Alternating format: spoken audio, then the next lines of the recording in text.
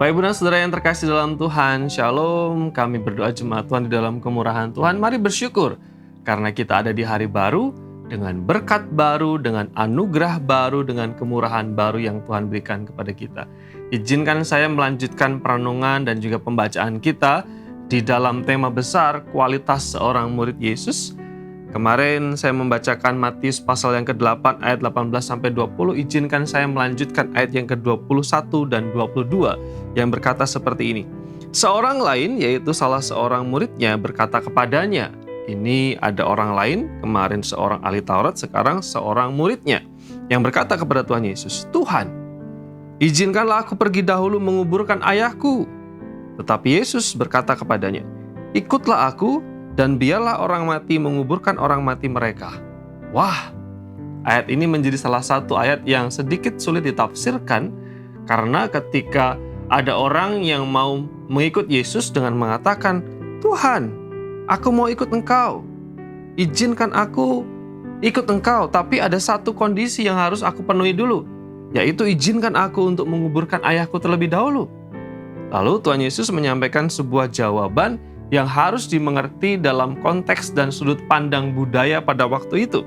Ketika Tuhan Yesus mengatakan, ikutlah aku dan biarlah orang mati menguburkan orang-orang mati mereka. Apa maksudnya?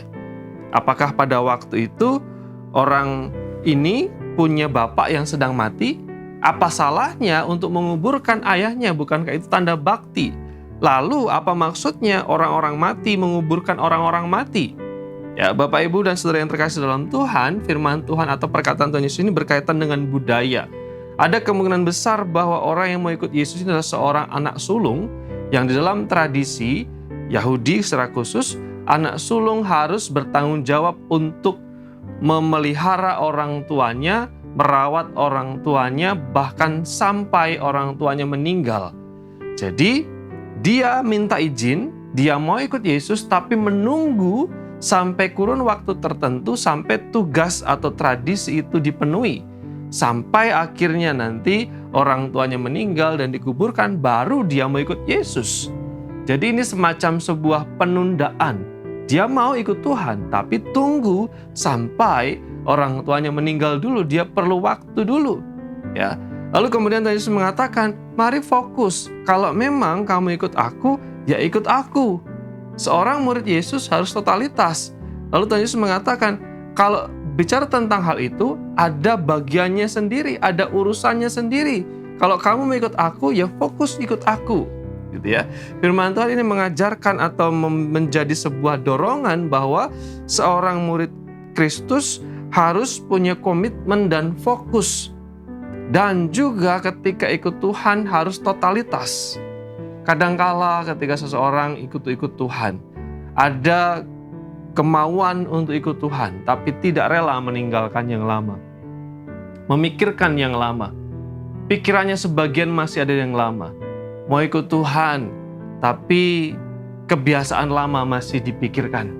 Ikut Tuhan, tapi jimat, tapi klenik, tapi pikiran dan paradigma yang lama masih dipikirkan sehingga tidak total, tidak fokus kepada Tuhan.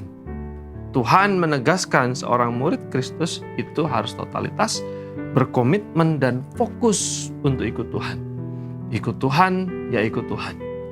Kiranya firman Tuhan ini sekali lagi mendorong kita untuk bersemangat menjadi murid Kristus yang sejati, punya kualitas dan sungguh-sungguh berkenan di hadapan Tuhan. Mari kita berdoa. Bapa di surga, terima kasih untuk kemurahan dan sabda-Mu. Kami bersyukur karena ada firman yang kami bisa dengar setiap waktu. Biarlah firman ini menolong supaya kami bertumbuh, berbuah di dalam Tuhan. Dalam nama Tuhan Yesus kami membawa syukur kami. Amin.